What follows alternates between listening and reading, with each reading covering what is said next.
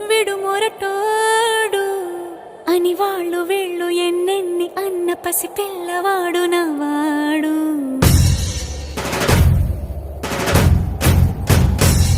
విడు ముండోడు అని ఊరు వాడ అనుకున్న గాని మహారాజు నాకు నవ్వాడు.